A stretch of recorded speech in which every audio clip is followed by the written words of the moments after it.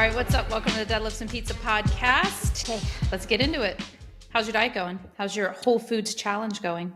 Good. So I figured I would go over it week by week, not like in full detail, but just some little details to keep me accountable because otherwise it's hard. I'm not going to lie. Is it? It's not easy. What's been the hardest thing so far? Well, there's the Halloween candies around. Pizza. I miss pizza. The kids, like there's little things that I eat all the time where like it's not like a big amount, but Jules eats saltines a lot. So I'll give her saltines and then I'll take a couple or pretzels or something like that. It's called a mommy tax. Yeah. Yeah. And just little things like that. It's hard to be, I'm not being perfect, but it's hard to be almost perfect. You know? Yeah, it's like because you're constantly aware. Yeah. I mean, I would say that's pretty true with like tracking too. It's like this constant awareness. Like you don't want to pop those saltines in your mouth because, I got to track those, True. But I have so much room in my calories that I don't mind it. Yeah. So what have your calories been? I'm sure you're going to go over some of those things. Yeah. So I'm not trying to hit any calorie or protein or any goal. Right. I mean, I will automatically hit my protein anyway, but I'm not trying to do that. I'm just eating when I'm hungry, all of that. So the first week I averaged 1,823 calories a day. Mm-hmm. My protein was 124 and my fiber was 35. Nice. Yeah. And this is completely whole foods. So if you didn't listen last week, we went over that Laura's doing a whole foods minimally processed challenge. And we went over, because that is such a that can be a little bit nebulous. Like, what does it mean to be a whole food? What does it mean to be minimally processed? So we went over all of that last week with like her exact guidelines of what she kind of like the rules she drew for herself. So you hit like 1823-ish average last week? Yes. So I have Or not this week? Not this week. That was last week. Okay. Yep. So it's my first week. And I lost a half a pound. Congratulations. That's a major accomplishment. I'm not trying to. I don't want to. I'm like, this week I'm like, I need to eat more food so I can deadlift, since that's one is of my it a main consistent goals. half pound? Is it a half pound that you can say, yes, I see this general trend over time. This is a true half pound. Or is it like... It's only a week, so it could go back up again this week. Could be just scale fluctuations due to other things, not necessarily. Yeah. No, it's probably just I probably ate a little less carbs than I normally do. Mm-hmm. Before I'm calling it a challenge. Before the challenge, I weighed myself consistently for like a week so that I knew that was my exact weight, and it was the right one. This week there were a lot of days that it was like so I was 125.2. This week, there were a lot of days where I was like 124. Got it. At the end of the week, I was 124.6 or something. Got it. Yeah. So you can start to see your trends when you're really aware of that number every day. Yeah. Okay, cool. Yeah. And then the foods that I ate, because I have, but the other rule I made, because, kind of making it up as I go along, instead of doing 90%, I'm doing 200 calories a day because if I normally eat 2,000 calories, that would be 200 calories because I have too much math. Otherwise, it's like, how much did I eat? How much can I have? It's just. And it's funny because these 200 calories a day, it's not that it's a free 200 calories a day to eat whatever you want. It just means it's something that can be like that could be pasta because it's more processed.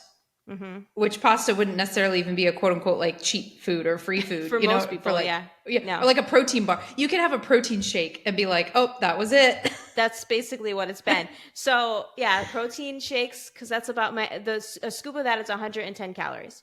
So that's half of a day. So the things that I've eaten a protein shake. I did have 2 pieces of Halloween candy. I fit it in, so I had 2 pieces of Halloween candy. So there's you don't have any rules or parameters around those 200 calories? No. Like it can be the most processed thing, like Doritos, or it can be like a scoop of protein powder. Yeah. So what is the motivation to have a scoop of protein powder when you could have like candy?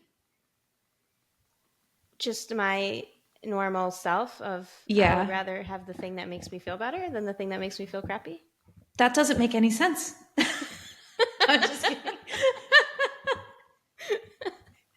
Yeah, I just like to choose, like, I don't We're know. different. Yeah, so I did have a piece of pizza. We ordered pizza, and I was like, I can fit one piece in because it was more for my day, but I'm averaging it out too. So 1,400 calories basically for the week I can have. So I could literally eat perfect and then have 1,400 calories the last day or something. That's just all junk if I wanted to. You could eat 100% whole, like no process to your foods for 6 days, and then have a complete 1,400 calorie binge fest. Yeah, I could. I wouldn't do that because I don't think I would feel very good if I did Well, that. if you won't even like barely allow 200 calories to be from Halloween candy, then yeah, I can't imagine that you would choose to do that. And then there's butter. I had some butter because I had some popcorn. Oh, bad girl, you. Yeah, some air pop popcorn. I'm counting that as a whole food. I don't know. Would you count popcorn as a whole food? I would say so, right? Well, it literally is, isn't it? When you read the label, isn't it like corn kernels? Corn. Yeah, so I'm counting that. So How it's just could the it stuff not I be a put whole food? on it that isn't. Mm-hmm. But I miss pasta and bread. I don't eat a lot of bread, but I love bread. Do you like bread? I could eat bread all day. If it was healthy, like I would just fill up on bread. Well, what kind of bread would you normally eat? And aren't you eating Ezekiel bread right now? I haven't had it on my grocery list. I keep forgetting. Oh, okay. So okay. But what kind of bread do you normally eat that you just feel like you could eat? I don't actually eat a lot of bread, but if I Oh. chose to eat a lot of bread, it would be something like sourdough bread or some kind of like I like something fresh from the bakery. Oh yeah, like dude. a French bread or like a. I was a typical COVID girl, and I got into sourdough baking during COVID, and I would make these fat, crunchy loaves, and I started doing it that aesthetic way where you do it like in a Dutch oven, like an iron pot on the stove, and that sliced with like butter and jelly. There's I can nothing. imagine. Holy So good, right? moly. Bread. I love bread and I love bagels and I love pizza. Yeah. You know, I love the carbs. I'm a carb girl. Yeah. The thing I don't like about Ezekiel, that I like Dave's better. Dave's is like similar, but the thing about Dave's bread is it's not sprouted grains. So Ezekiel's sprouted grains, which are just, a lot better for your gut, but they don't use like a lot of salt in their baking. Have you noticed that? Like I like sodium. I'm a huge fan of like salty, sodium rich. Yeah. And like I heavily salt my food, but I noticed I bought Ezekiel English muffins thinking that this would be great for like breakfast. And I literally find myself when I have one with like butter, I'm sprinkling salt on it because the bread itself has like no salt to it. Do you ever use salted butter? Yeah, I don't buy unsalted butter. Like that to me is an oxymoron. That makes no sense. Even when recipes say use unsalted butter, I'm like, why would anybody do that? That's so funny. I use the unsalted butter for cooking, but we use salted butter for things like toast or, putting it on something or vegetables or something like that. Now bring on the sodium. Like that's where I'm at. Yeah, I use salted butter and then I sprinkle salt and it's still like the bread just doesn't have much flavor. And I don't know if the actual bread is like that. I don't think we have Ezekiel toast here. We just had the English muffins. Yeah, I just noticed that. So anyway, you miss bread and pasta. Wait, what were your calories this week? I don't even know. I didn't. Oh, it's only Tuesday. Never mind. I'm sorry. Yesterday, I honestly think I only ate like 1,900 calories or something. Wow. Yeah. So I've noticed, it's funny because like I go in phases, right? I'm very fickle. And right now I'm very much not wanting to step on the scale often. I'm doing it like once a week, once every 2 weeks, just kind of get a vector check just to make sure I'm not totally like just flying off the handle. But I'm really trying to pay attention to just how I feel when I look in the mirror, how my clothes are fitting, and reminding myself that those are like really important metrics, because even as much as I preach, like all the things that I preach, there's still stuff in my head. And I go through phases with where I like what path I want to choose to be on. So right now I'm in a very like, I'm going to step on the scale occasionally just to make sure I'm within a range that I feel comfortable. And I'm going to pay really attention to how I feel and like, my clothes and how I, whatever, all the things, energy levels, blah, blah, blah. But a lot of times when when I choose to be in this place, I also am very slowly letting my nutrition go, like little bits at a time. Like, Mm-hmm. it's okay. I love myself. I should eat Snickers. And that turns into, but I love myself and I look good. And so I should eat also Twix. And then it's like, oh, I love myself. And this is this is where I was last week, where I've been into tuna melts lately. And the other thing, which I feel like I'm committing a sin right now, but I think that I love white American cheese from the deli counter more than Velveeta. Oh wow. Another I another great processed option. It is just my husband bought it. I don't remember why. I think he was at the store and it looked, I don't know, he was in the mood and he brought it home and I was like, okay, look at that, another American cheese option. I'm not mad. I love American cheese. It's already sliced. We can use it in a lot of ways because we buy the big block of Velveeta and you have to cut it. So I was like, oh, look at that pre-sliced. That's nice. And then I used it and I was like, holy mother, it's delicious. Yeah. And it was in my mind so much better than Velveeta in that moment. And I was like questioning my entire life. So anyway, I've been into tuna melts and I've been putting, and normally I know exactly how much Velveeta to cut off. And I know, and it's squishable. So I can squish it and spread it over my tuna melt, but these are pre-sliced American cheese slices. So I do an open faced tuna melt. So it's 2 slices of day's bread, tuna, light mayo or Miracle Whip, and then 2 pieces of American cheese on top. And I've just been ignoring all of my instincts and just like, they're already pre-sliced, I'm going to throw them on top. And then the Halloween candy, I've been having 2, 3, and I've just been like really loose. And I've just been again, haven't stepped on the scale, but you can like kind of feel when you're just getting a little bit like expanded. Yeah, a little fluffy. Yeah, a little bit like, all right, I'm kind of feeling this a little bit. And then I really stopped. I was like, all right, Jamie, get real with yourself. You don't have to, because my mind goes to step on the scale, start tracking. And I'm like, and those aren't bad options. Like those would be fine options. But what I'm trying to do with myself is really test like my own intuition a little bit more. So I was like, really stop and examine.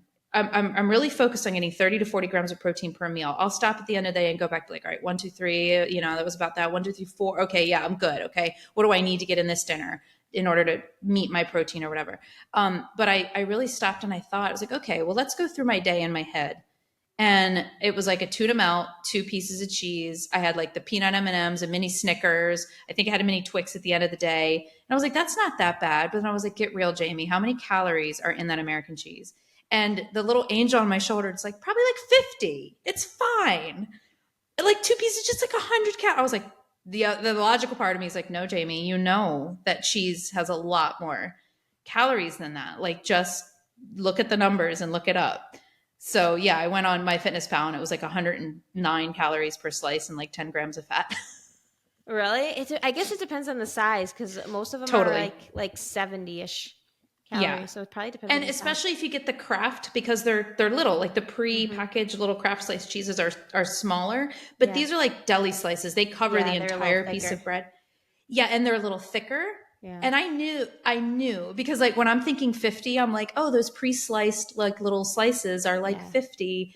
I knew they were thick. I knew they were rich. I knew they were wide and they spread. And it's just when you add up, and again, there's nothing wrong with eating these things, but when you add up 200 extra calories from cheese plus those 3 candies that I'm eating, that's probably another 150 to 200 calories. That's like 300 to 400 calories over what I believe to be eating in maintenance, right? I'm kind of aiming to eat maintenance. That'll do it. Yeah. Like It's that'll do easy. it. It's so It's so easy easy. to go over. And to your point, it's so easy to go over when the things you're going over with are highly processed, Yeah. highly palatable. I mean, that cheese is out of this world. I It's could eat 5 slices in a row. it's honestly hard to go over. That was the other thing I was going to say. Yep. It's honestly hard to go over with Whole Foods. I am hungry, and but at the end of the day, I don't feel hungry anymore. And I'm somebody who's always hungry, and I'm at 1,800 calories. And the other thing I think is that my cravings, like I'm not going to crave broccoli, you know, Right. or an apple the same way. I'm going to crave other things. So even if I want a snack, I'm like, it's not, I don't really feel like eating Yeah. that right now. Yeah. So there's that too. Yeah.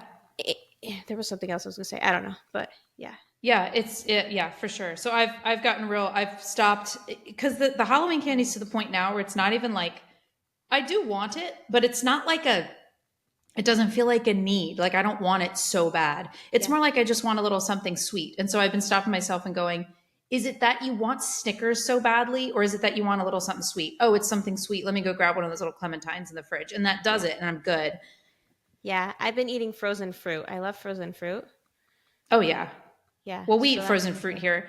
It's funny, like the habits you change when you're depending on your environment, because it's harder to get the things we normally get here. You can get them at the commissary. Living overseas, we have the commissary, but the fresh vegetables are outlandishly expensive at the commissary. Like I'm talking $3 for a cucumber. I think I've told you this. It's Mm-hmm. insane. So we get vegetables and stuff on the economy and on the Korean economy, but they just don't have the same selection, and it's not always available.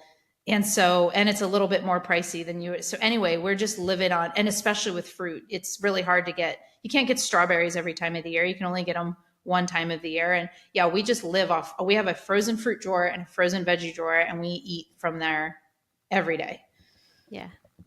Yeah. Uh, the last thing I was going to say is that even though I eat mostly whole foods anyway, even just the amount of things I don't eat that aren't, Mm-hmm. my palate, like, you know how when you eat mostly whole foods, your palate changes? I feel like my palate Mm-hmm. changed just Mm-hmm. from this first week, because today I had a couple pretzels as I was giving Jules some pretzels. I ate a couple, and Factor it that in. was like amazing. Those pretzels tasted so good. And I'll eat like a carrot and I'll be like, wow, It's so sweet. it's so good. It's so sweet. I can literally taste the sugar. I had that realization because my daughter is way into like white bread products, and I say that because like she's very aware. Like she's like, I want the white bread. I want white English muffins. I want white bagels. Like don't give me the brown ones. I'm in the mood for the white ones.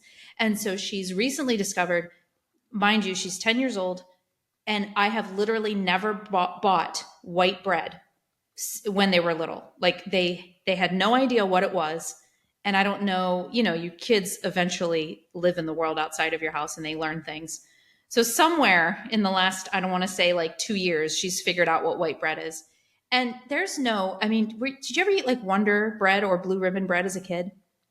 Uh, I mean, it's Very rarely, but it's yeah. so soft. It is Yeah. Oh yeah. so. I used to roll it up in a ball and then eat Me it. You too. did that too? You take the middle out and you just Yes. squish it down into this little Yeah. dough ball. I thought I was the only weirdo that did that. Yeah. Me too. If you're listening right now, please let us know in the comments. Did you also roll your Wonder and Blue Ribbon bread into a dough ball? That is funny. I used to do the same thing. Anyway, best for a PBJ. Oh my God. A Mhm. PBJ with like straight up Jiffy peanut butter and grape jelly on Wonder Bread or Blue Ribbon is like, do they even make Blue Ribbon anymore? I feel like I've never seen it. That's what I grew up eating. Anyway, my point is that we bought Wonder Bread because she's into Wonder Bread right now. And I haven't really eaten it because, you know, that's a slippery slope. And then, but like the other night, I pulled out a piece of bread for her. Her stomach wasn't feeling well. So I was like, let's just have some white bread. And I pulled off just a piece of the middle and I put it in my mouth. And I swear I could like feel the digestive enzymes like attack all of the little sugars in the bread as it just like Yeah. dissolved. And I was like, oh my God, that is delicious. Yeah, it is good. It's some good Yeah. And I can stuff. only imagine the pretzel. I mean, you're kind of getting that same kind of thing with Yeah. the chunks of salt on it. Yeah. It was yummy. That's really funny.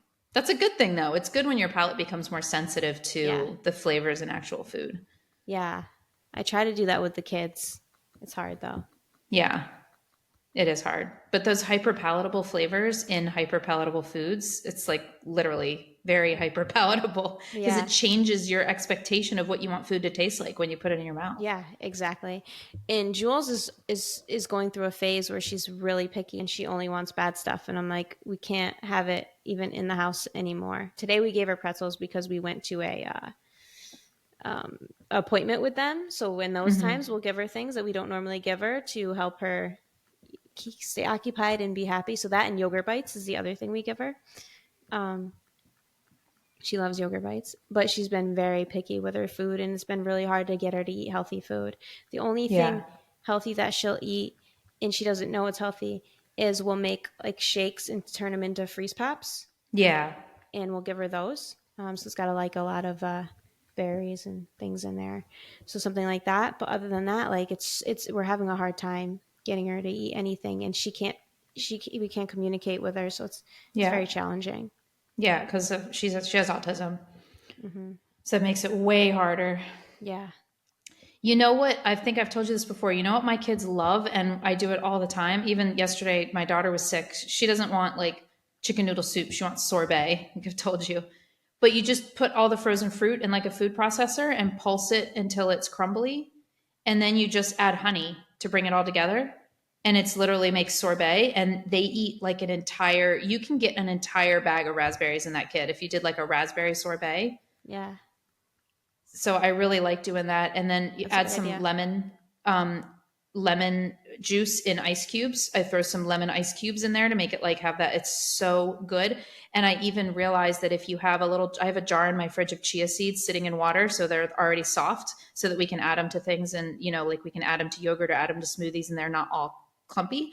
But you can add the chia seed almost like jelly into the sorbet also, and Hmm. then you can get the fats in there, a little bit of protein. But she might like that. Yeah, it's a good idea. That's kind of like Yeah. the pop. It has a lot of that same Mm-hmm. stuff in there. We'll put Mm-hmm. chia seeds in there. Yeah. Yeah, that's good. Flax is easy to throw into stuff like that too. Yeah, that changes the flavor a little bit more than the chia seeds. Yeah, I can see that. Yeah, for sure.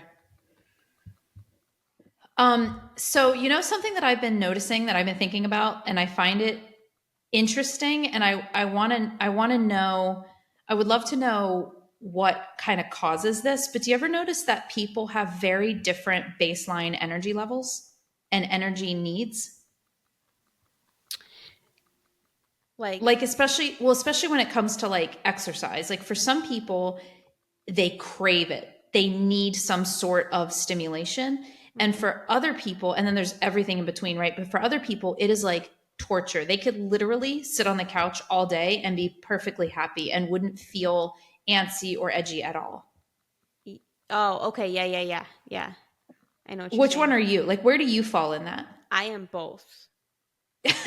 So, so today, super anxious, very anxious. Yeah. When I'm Well, anxious, there's nothing important going on in the world, oh though. no, no, nothing's happening today. So I don't know what you're anxious about. It's not like there's like a major election happening right now. So I was super anxious today. So when I'm anxious, I can't stop moving. Like I Hmm. can't sit still. I have to move around. I probably burn lots of calories. I talk really fast, all of that. But when I come down from that, it's like I can't move. I'm stuck here on the couch. And then if I go to like a party or something because I'm introverted, I get home and I don't want to move. On a normal, typical day, it also fluctuates. Some days I can not stop and I'm just constantly active. And other days I'm like, I don't want to get out of bed. And I think part of that's the fibromyalgia too, because on when days when Hmm. that's bothering me. So I am all over the place. So I can relate to both people. Yeah. Also, though, like that for me in my head, that makes me think it's more related to a specific conditions that you have or mental states, and not necessarily just like if you take those things away. So the other thing that can affect it is hormones. So Yeah. where I am in my cycle. So yeah, it's dependent on my environment and Hmm. that. Other people I think are just always down or always up. Yeah. Yeah. Well, it's interesting. I was thinking about this yesterday because I was at Taekwondo, and my friend in the class has this. need. It's like a need to output energy in very intense ways.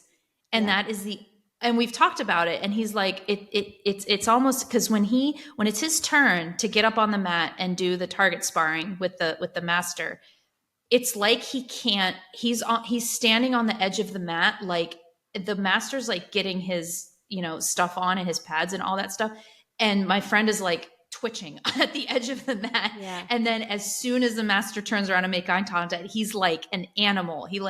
And he's all out. And he it's like, I wish I could see I wish people had like a thermometer that showed their energy output and you could visually see it, because his would be all the way up at the top, like red, but then it completely plummets because he puts himself in a situation where he expends so much energy until he literally has nothing left and he collapses on the floor. And then he waits like 2 to 3 minutes, he comes back down, and then he does it again. And he does it like 3 or 4 times. And we talk about high intensity interval training, like it is like to the max. And I've talked to him about it before, and he's like, yeah, it's like I don't know how. I'm either all out, I don't know how to turn it off. And then I have like my best friend, who we talk about this a lot, where she's like, I could very happily multiple days in a row lay on the couch, not move a muscle, and feel very fine with that. Like it's hard for her to remind herself that she has to move. And I'm definitely in the middle. I would say I'm closer to my friend in Taekwondo, but I have found even in Taekwondo, with those high intensity like moments of going all out on the mat with sparring with the master multiple days a week, I have found that I'm coming to like crave that. And I think that's why I like strength training too, is because when you lift up a heavy deadlift, you are expending almost all of what you have. And if I don't have those times multiple times a week where I expend all that I have in multiple bursts, it like affects me, because I've realized it's not just, I used to say strength training keeps my buzz down, and it does. But I'm now finding myself in a way addicted to what Taekwondo brings out of me as well. So it's like, it's very similar output in terms of like anaerobic, and I'm finding myself needing that. And Sunday is a day where I don't have anything. I have something every day except for Sunday. And literally on Sunday night, I was laying on the couch with my husband, and we were like very close to each other. We were like snugglings under the blanket, and my foot would not stop moving. And he was like, "What's wrong with your foot?" I was like, nothing's wrong with my foot. It's like my body needs to be moving all of like, and if it's not, I have like a problem. Yeah. Yeah. I mean, I can relate to both. I can relate to not being able to get off the couch and like having a really hard time with that. And then also not being able to stop moving, of like, it almost feels, I don't know. I don't know how to explain it. I have to, yeah, it's like I can't relax. It's more like I can't relax. So I have to get, I Yeah. think it's just like all this energy built up, and I can't just, Yeah.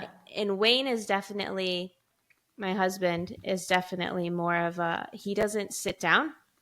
He's moving all day long, constantly doing something. He cannot relax. He doesn't know how to. As soon as he does, he falls asleep. So like, we'll try to watch a movie together and he'll fall asleep. It drives me insane. Like, I Gosh, want to that's spend this time with me. you. Yeah. I feel like that's me. I'm always moving. It's hard for me to sit for long periods of time. And then, yeah, when I do try to sit and watch a movie, I'm instantly asleep. Yeah. I can't, But yeah, just, I can't do it for days. So if I got like really low steps and was on the couch for like multiple days in a row, now I don't do that anyway because I wouldn't. But if that happens, I will get antsy and I need it. So I'm not one of those people who could do it for a long time. yeah. I just find that really interesting, like the energy needs of people. Like I definitely have realized that mine are higher than average. Yeah. And then there's other people that are higher than me. And then there's lower, and there's just, yeah, it's very interesting. And I wonder kind of is that a genetic thing? Is it, I would feel like part of it is. I know. I would assume you have like a baseline of where you're at, but you can go up or down from there depending on your habits. So if you're somebody who sits on the couch all the time, you'll probably want to just sit on the couch all the time if that's like your baseline. Yeah, I do think it has. There's one thing I think is that kind of what we train our bodies to do. I think like you said, I think we're born naturally within a certain range. So Yeah. you have like a lower threshold and a higher threshold of where you naturally want to fall, but then what you set your body up to do. So if you're an active kid, if you're somebody who kind of, prioritizes that or is just naturally in your life, then it's going to be more likely to be on the higher end of maybe that natural threshold. Yeah.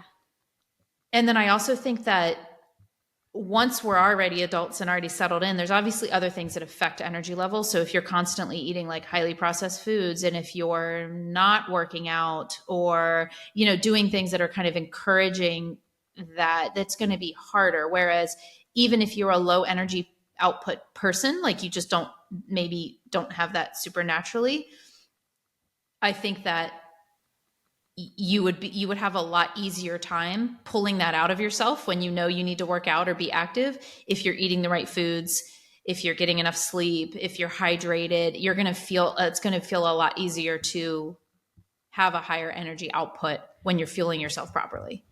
100. Yeah, definitely. I was going to say 100%. And then I said, yeah, definitely. 100 yeah. Yeah.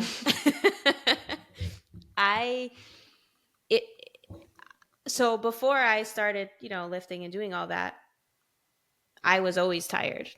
I was always tired and always felt like it was hard to get out of bed, all of that stuff. So I've definitely changed it for the better by habits. Oh, that's interesting. Yeah. Yeah. So I used to be more of that. Like, I can't move. It's so hard to move and do anything. Interesting. Yeah. I definitely think you can train it. Yes. So maybe it isn't necessarily that there's just this threshold that you're born with and you can be at the low end or the high end. I think you can actually train it to be any of those. I do think we all maybe have a natural inclination one way or the other, but you can train it in either direction. Yeah.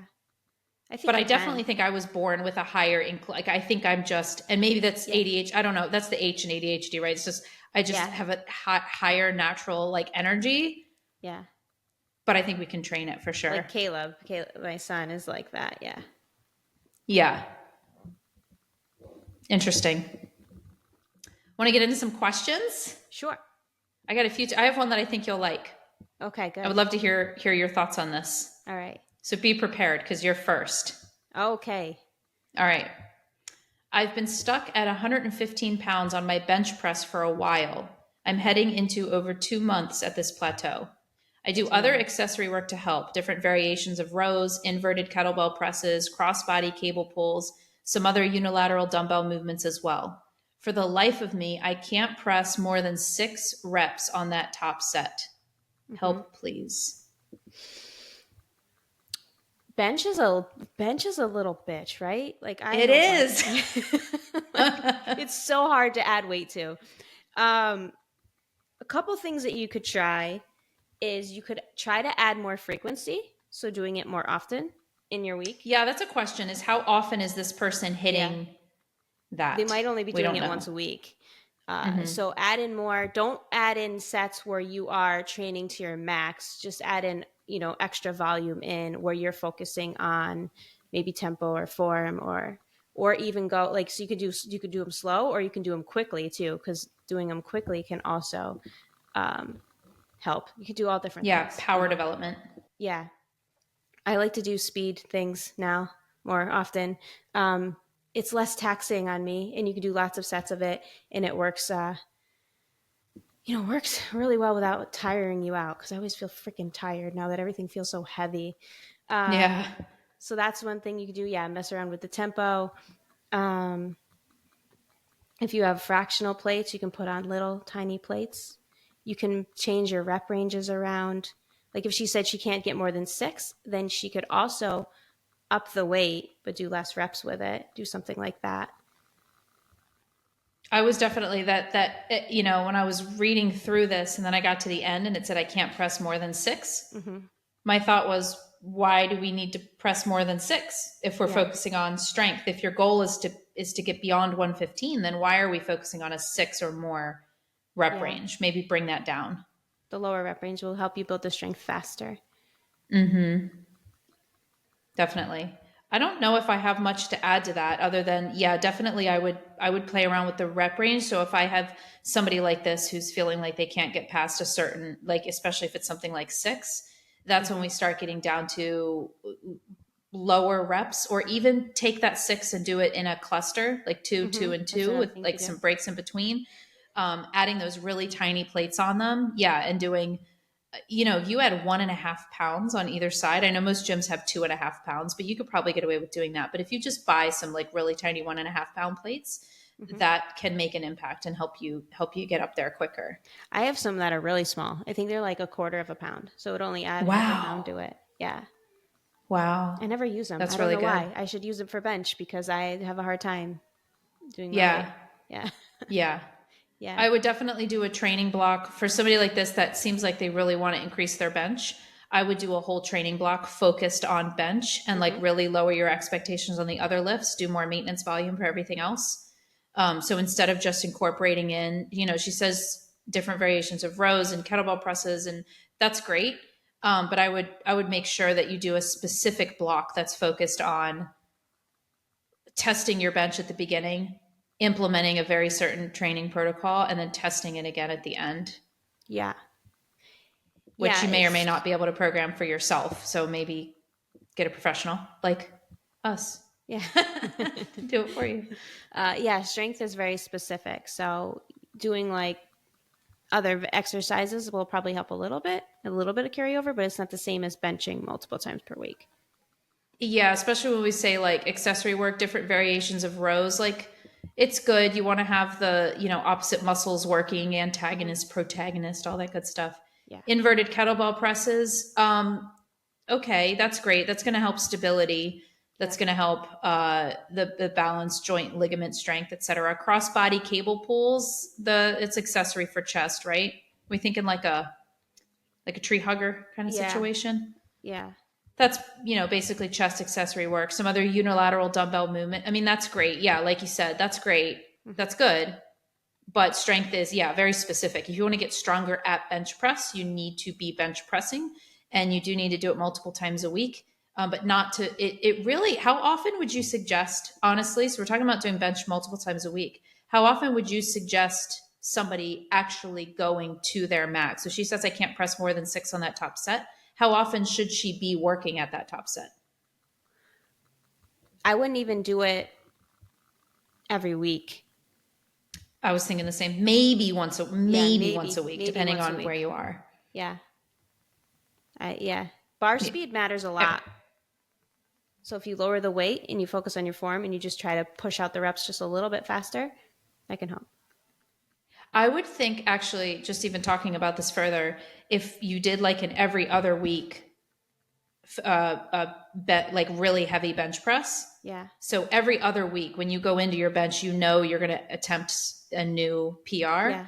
But then the other weeks in between that, on those same days, you're intentionally focusing on a very, yeah, like you said, bar speed, getting the bar up as quick as possible. Mm-hmm. Like a 1 second concentric, Yeah. powerful press with a lower weight. But then on another day of the week, maybe your other upper body day, you're still bench pressing. But how would you suggest that look? So That second day. I'd probably do a pause one. So you pause it on your chest for 1 to 2 seconds and then push it up. You don't rest it on your chest, but you pause it down there, hold it, and then push it up. Definitely with a lower weight. With a lower weight, yeah. Like 25% lower ish. I don't know. Should have to play around with it. Somewhere in that range. So a lot of times when people think lower weight, they might think, oh, if I'm pressing 115, maybe, people might accidentally like have that weight. You still want it to be Oh, yeah, challenging. no, you don't need it to go that low. Yeah. You should feel right. it. Like, but you also don't want to just take off 5 pounds from it either. No, just play around with it. And if it feels heavy, if you get to, stay at an RP of 7 or 8, somewhere around there. Yeah, that's a good range. Cool. Let's see. I like this one. At what point did you really start seeing physical changes in your fitness journey? And this is specifically in relation to strength training. So somebody who has started strength training, wanting to see those physical changes and is feeling frustrated by the process. So at what point did you really start seeing those physical changes? It took me a while to see muscle being built. Like it Mm-hmm. actually took me a while for me to notice. Like it was there, but it wasn't very. I couldn't see it very well. It probably took me like a year before I could actually see Mm-hmm. things like that. The fat came off faster than that though. Probably like 2 or 3 months where I started. It's not like a huge change in 2 or 3 months, but that's when I started to see things, and it was gradual. Obviously, it wasn't like all the results in that amount of time, but that's when I first started to like, oh, look, changes are happening. Mm-hmm. Yeah.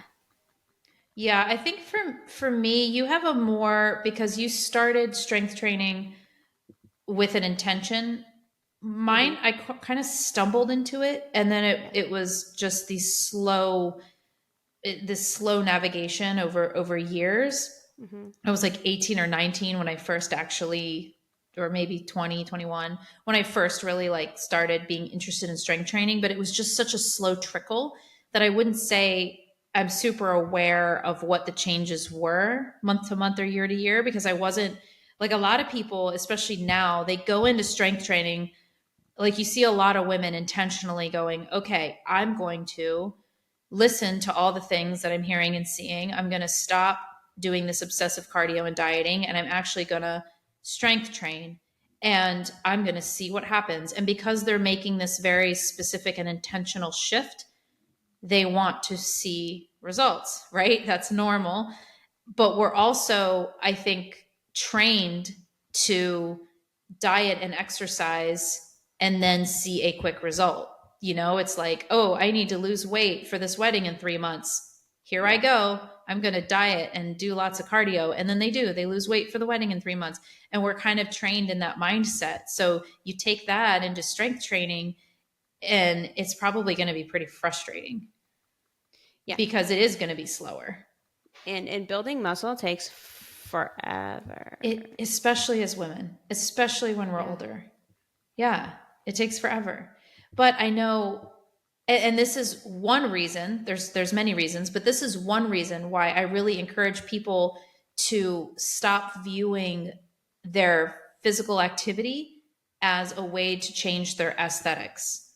And it's going to change your aesthetics, but I'm like, I want you to focus on exercise as the thing that's going to help you get better and faster and stronger, not as the thing that's going to help you burn a lot of calories. And because you have to kind of fall in love with the process, and you have to learn to enjoy it and kind of crave it and enjoy progress that has nothing to do with your aesthetics in order to stick with it long enough to see the changes in your aesthetics that you want to see long term. Yeah.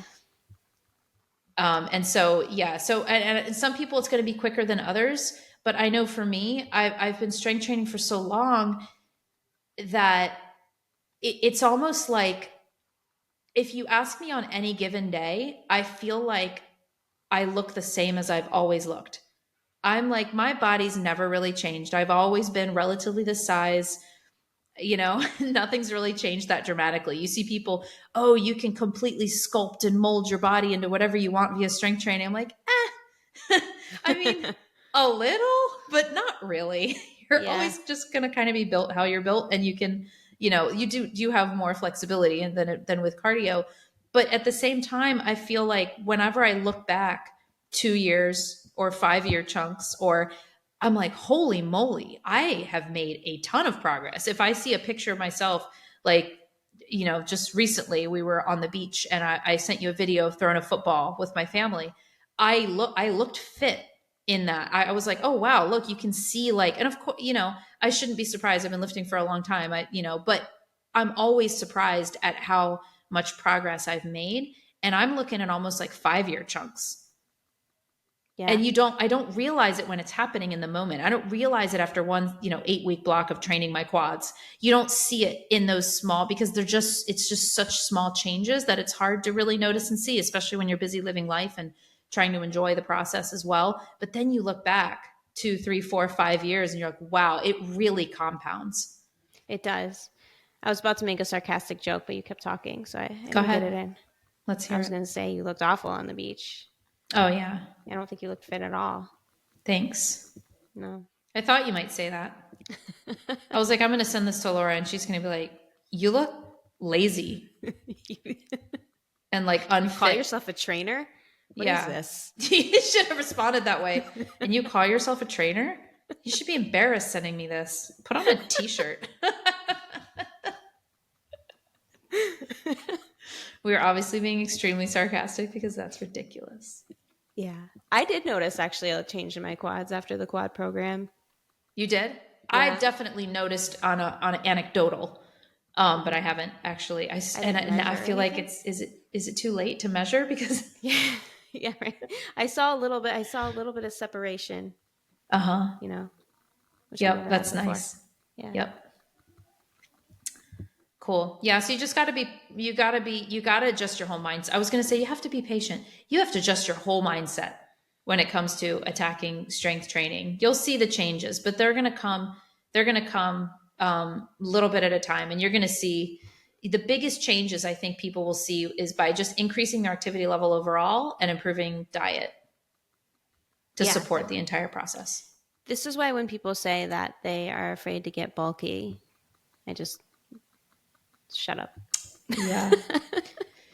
Yeah, and you will have lots of signs. Like some people grow muscle quicker or better than Yeah. others, but Some you'll have people, those signs. yeah. It's not like you're just going to wake up and be like, "Oh no, I shouldn't have done that." You'll see little bits like, "Oh, look at that. My I don't know, quads are growing and they feel a little thicker." And I actually don't like that. So maybe you'll then lessen the intensity on that. It's not like you'll just wake up and you'll look like a No. bodybuilder. It doesn't It'll work that go way. away if you don't keep training it. It'll just It will disappear. very quickly. Yeah. Yep. Cool. Here's one. I'm wondering how frequently one should change up their workout routine. I like to follow the same routine because it takes the guesswork out. Do I just but do so that's supposed to be so just wondering how often I should change it.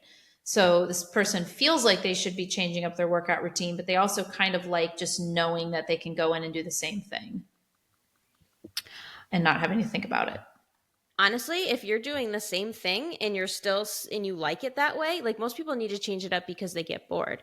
But if you're doing the same thing and you actually like doing that, then you can keep doing it until you stop seeing progress. So if you're like, I can't keep adding weight to this, I'm like my progress has plateaued, stalled, then I would change it up. But if you're actually continuing to see progress, I wouldn't even worry about it. But normally I would say at least minimum 4 weeks of doing the same thing, and then up to maybe 12 weeks, but that's a really long time. I usually do like 6 week blocks of things, unless I I'm like doing 6 weeks. powerlifting. Then I usually make them longer. Then that'll be like 12 weeks, I can 8 to do 12 longer weeks. than 6 weeks if it's like every other week or it's something like a little bit different. Yeah. But whenever I try to go beyond 6 weeks, even just going to 8, that seventh and eighth Yeah. week, I'm so done. Like when we did 6 the weeks is quad really program, my, I was like, I'm done now. I couldn't do it. yeah, a flip switches in my mind. I'm like, I am done. I'm not interested in this Done. anymore. Yeah. So if But you're not bored, you yeah, don't have to change it. But no. again, it matters. And also though, there can be tiny things that you change. So let's say your program, it depends, like rep ranges matter a lot. So like if you're going in and doing the exact same reps with the exact same rate every single week, you need to change that. You can't keep doing that. As far as exercise selection, you could get away with doing just the same, as long as you're hitting all the muscles you want to hit, you could get away with doing that for a really long time. But maybe just swapping things out, a little bit. So let's say you're noticing, I don't know, like you're really missing out on your front side delts because you're not doing any overhead pressing. You're only doing like a horizontal press and you're not really doing any lateral raises. And then you might want to swap that out. So instead of doing a horizontal press, maybe do an overhead press for a while, but you can keep everything else the same. If you want to deadlift on Thursdays every single week for 20 weeks, you can do that. But maybe if you start to notice your deadlift stalling, when you change up with the weight, you want to change up the reps, or maybe insert an exercise in that's maybe going to help, or maybe change up your stance. Let's try doing a sumo, things like that. You can make tiny changes without having to overhaul the entire program. Yeah, definitely. I was actually going to say the opposite about the reps and the exercises. Like you could keep the rep ranges the same. Oh yeah. As long as you're continuing to, like I said, as long as you're continuing to make progress. If you if your progress is stalled, then definitely change up. And that's when you can change the exercise or change the rep range, make small changes. But exercise, I think it is a good idea to change those up every once in a while, just so you can hit things a little bit differently. Or And hit your overuse muscles. injuries. Like Or if you're, overuse. Yeah. yeah, if you're constantly doing heavy conventional deadlifts and your low back is just starting to be like, hello. Yeah. Yeah. But again, you could just lower the weight. You could not focus on strength for a while. You could change. That's where I say you could just change the rep range, and you could Yeah, still do exactly. deadlifts, but just, Yep. not do heavy deadlifts. Mhm. Or you could continue doing them heavy and stay within a rep range and consistently see progress within, let's say, I don't know, for a deadlift 4 to 6, stay within that 4 to 6 rep range literally forever, but maybe change up the stance, maybe do an RDL, or maybe do a sumo deadlift, or maybe let's do a kickstand deadlift. So we naturally have to lower the weight, so the low back is going to feel a little better when you're doing that. I just started doing single leg landmine. You know me, I love the landmine. Single leg landmine deadlifts. Love it because I've done those. Yeah. Because you have the balance. Like normally, like your balance is off, and that's like your limiting factor. With that, it's like I still have the balance. I'm not all weird because holding on to that. I'm like, I love these, except it's hard to hold on to the bar. I ordered some straps. Oh, okay. Do you stand so in a landmine you have one end of the bar tucked into like a socket on like a pivot, right? So you can then you can be on the other end of the bar and you can move it up or down. So are you standing at the very other end of the bar and you're holding the end of the bar in front of you? No, I'm doing it on the side. So you can do it both ways. And both ways do it a little bit differently. But yeah, I do it where the bar is like perpendicular to me. Oh. Yeah. Yeah, I've done those, but I stand kind of in front of the bar. And what's really hard is if you do a single leg RDL into a reverse lunge. That's really hard. Okay. Yeah, if you want to throw your heart rate through the roof. Yeah, that's a good one. I like combining things as much. Yeah. Yeah. We know. What were we talking about? I don't know. I just got distracted. But the workout routine, changing it up. Yeah. I had something else to say, but I don't remember. Oh, normally when I do a 6-week program, I will even split that up. So the first 3 weeks, a lot of things will stay the same, but then the next 3 weeks, the rep ranges might change, or I might slip in a different exercise or something and switch something out. A lot of times the exercises stay the same, but the rep ranges will change. Yeah. You could change, like, there's so little subtle changes you can change. You just little mini things you can change, and it makes it different. The tempo, whatever. So many things. Yeah. Yeah. There's time. So this is, again, one of those questions where like, I would want to have a lot more details about what you're following. Yeah. And it also depends on your goals. That's a big piece of it too. So if your goal is just to maintain a level of fitness while you live life, then you could stick with it for as long as you want, because it's keeping you going. And it's, taking the thinking out of it. It's funny. You want to hear something funny? Speaking of that, my best friend, I feel like I reference her often. She started listening to our podcast, by the way. So, hello. Her and her husband, they came to visit us in San Antonio at some point before we left. So I want to say it was probably, we've been here like a year and a half now. So it was at least 2 years ago.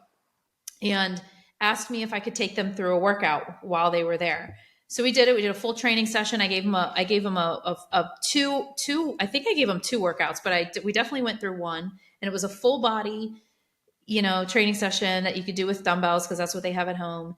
And they literally, their chosen desired frequency for how often to strength train in the week is one time per week. They do not have a desire to do any more than one, and one is what they will do. But he, in particular, her husband, she's a little bit more, she'll go in and out of different things depending on what's going on. But he is one of those guys that could probably wake up and have the exact same breakfast for 30 years in a row. And he'll be that old guy that's like, I've been doing the same thing. Like, he's like that kind of person. He has been doing that workout that I showed them 2 years ago, once a week, every week, for the past 2 years.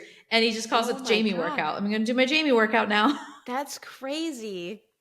I'm like, one day a week, every week, the same workout. And I don't really know. I think his intention is maintenance. I don't think he's Yeah. necessarily trying to get stronger or trying to grow. Yeah. He's Yeah. just trying, you know I mean, what? I do this. It's that's great for routine. maintenance. Yeah. He does the same, probably does the same dumbbells. I don't really know. I haven't asked, but he probably does. He probably uses the same weight each time. Maybe every once in a while, like, oh, I'm going to make it a little harder today. And then, whatever. It just cracks me up. So some people, they really just like having that rhythm and that routine. And you can totally get away with that, especially if your goal is to just maintain a level of frequency, a level of fitness. Yeah. I remember being in the gym and in a public gym, and like a 50 something, maybe 60 something year old, very fit looking guy came in.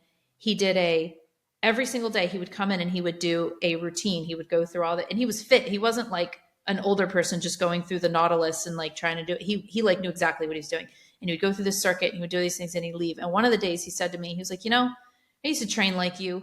And he basically was just like, I used to do that. I remember that. He's like, I'm at the point in my life now. He's like, I don't care. I look good. I've got muscle. I'm strong. He was like, I just want to maintain it. I come in, I do the same. I've been doing this, I come in 4 to 5 days a week. I do the same circuit and I leave. And I've been doing this for years. And I was like, hey, Yeah. I have 2 thoughts. Hopefully I don't forget them. I have to go back to one we were talking about earlier about, anyway, about like, I feel like people are always worried about these like arbitrary rules and it don't overthink everything. And if it's working for you, then do it. Don't worry about if you think you're supposed to do this over here or this over there. If it's working for you, do what works for you. So keep it. Yeah. In the examples you just gave, if your goal, if you have a goal that's better, it's bigger than maintenance, then you are going to have to change it up. But if you're continuing to make progress, just do what works for you. Yep. The other point. Oh, I know what it was. Okay. So it's funny that you mentioned that because today, was it today? Today in my workout, I'm having the hardest times in my workouts lately because everything is so heavy and just like dumbbell bench press, the incline dumbbell bench press, getting those weights up there, they're heavy, and then push. It's just like, it's so annoying, and everything just feels so annoying.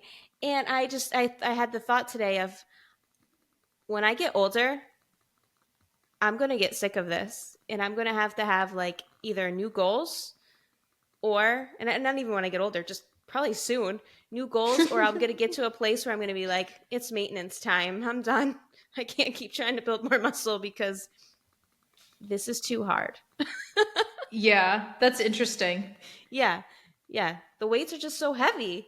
Yeah, but again, I've been and you as you get older, you're 38, right? 37? 30 I'll be 37. You'll be 37. Yeah. So I mean that plays into it. But again, I've been lifting for a very long time, and I have definitely had multiple seasons where everything did not feel so heavy. And you're going through the motions, you're doing it, maybe I'm working on my pistol squat, or there's only been chunks of time where I've really been, and that all of that stacks up. So you could go probably a whole year without lifting insanely heavy and then go back to it. And all of that's going to pile up. It's not like you have to just like, okay, I'm done being a heavy strength trainer now. I'm now in maintenance mode for the rest of my life. Yeah, that's true. That's true. It's that feeling of, all right, I have to bring this set close to failure, and I have to bring this set close to failure, and I have to bring this set close to failure, and close to failure is so freaking heavy now that it's. But again, like arbitrary rules, like yes, scientifically that's how you're going to. Yeah. But you don't always have to be getting stronger. You don't always have to be adding muscle. You can just like slow your roll for a while, and your body will probably thank you actually if you just maybe do other things. What's the point then? If I'm not actually like that's the point. Like you don't actually have maintain. You don't have to actually build muscle. You have to get stronger. But then what's the point of doing it? Because you maintain that level of, you can maintain muscle and strength. If I'm going to maintain it, then I'm going to do like 2 days and not go like a crazy maniac, Yeah, you could do 2 days, maybe a third just because you like the routine. And then you focus on other things. Like you focus on cardiovascular, you focus on like calisthenics or body. What else do you want to do with your fitness? I feel like you're just saying the same thing that I said, but just in a different way and just like contradicting me, but actually not contradicting me. We're saying the same thing. Yeah. Yeah. I just don't think you always have to go so heavy. I do if I'm trying to build muscle and I want to build muscle, but I'm tired, dude. That because you're tired. What about joints? Or do any of your joints ever start to get achy or? They do when I lift like really heavy. And when I say like everything's heavy, like I just mean like as I'm lifting everything close to failure, you know? Yeah. That's what I mean by heavy. I'm not like, yeah. No, yeah, I don't do that. I go in seasons of doing that, and then seasons like, and it's just kind of, I don't do it on purpose. It kind of happens naturally because that's the only way I'll stick with it. But I'll go through like a block where I'm like really heavily focused on it. And then the next one, I'm naturally just like every workout I'm going in kind of like a sloth and I'm just kind of getting it done. Yeah. And then I'll have another burst where I'll do, you know, whatever. Yeah, I get that too. You know what else? I like new exercises that I don't normally do. So when I said I like the single leg landmine deadlift, it's because I don't do that. I don't have to lift ridiculously heavy because I just a little bit, I can work it up there. But then once I get up here, I'm not going to like that anymore. And I'm going to have to do something else. Yeah. Yep. You're good. You'll be fine. Yeah. I'm sorry. I'm complaining. You poor thing. I need to stop complaining. Everything. I'm just so strong now. So sorry, Laura. I'm so strong. You to get through this? I have to. I have to lift such heavy weights to see change. And pretzels taste so good. You know you're doing all of this to yourself. It's your own fault. You decided you didn't want to eat any processed foods and you wanted to lift 300-pound deadlift. Yeah, the deadlift hasn't been the thing that's been, it's all the other stuff. Yeah. Yeah, and I switched to, I've been doing Zercher squats instead of back squats because I wanted to give my spine a little break. I think I'm going to do an overhead squat. I'm going to focus on, yeah. I love because it's really, squats. They're really going to take down the intensity on how much I can squat, right? Oh, yeah. Yeah. But holy moly, speaking of, real quick before we go, because we're already getting long, but do you ever do Z presses? I always, I'm not always, but I have them frequently in my programming. And you know, whenever you've programmed them for me, I've deliberately ignored them. Really? I've looked at it and been, nah, I'm not doing that. So a Z press is an overhead press, but you are literally sitting down on the ground with your legs straight out in front of you. It takes you are just, takes your lower body out of it. It's all in your shoulders. Completely. And I think that's why I was real cocky. I would look at that and go, I have no logical reason to sit on the ground. I know how to not use momentum. I'm just not going to use momentum in my barbell overhead press. Oh my gosh. I did a Z press on my workout because I'm toying around with some things. I'm so sore. Yeah. And I didn't lift near what I normally do, but when you are sitting on the ground with your legs straight out in front of you, not only is there absolutely zero chance for using momentum, but your core is lit on fire. Yeah, because if you don't use your core, you'll fall over backwards. You will fall. You don't arch the same way. Yeah. Yep. So it forces you to do it correctly. Yep. Mm-hmm. I like Z presses. Sorry, I ignored you. I would see Z press like, nope. What's the optional? I'm not doing that. Same with Zercher. Zercher, I still have no interest. I don't think I programmed that for you. I ignore that. I pretend that doesn't even exist in my repertoire of exercise in my mind. It's a squat, but you hold the bar in your elbow pits. Yeah. Why? Because it's more functional that way. That's how you would carry things in real life. You don't. But not a barbell in my elbows. It doesn't feel good. Oh, I put a pad there. Oh. Huh. Yeah. Okay. Maybe. I put a pad there. Otherwise, yeah, it does hurt.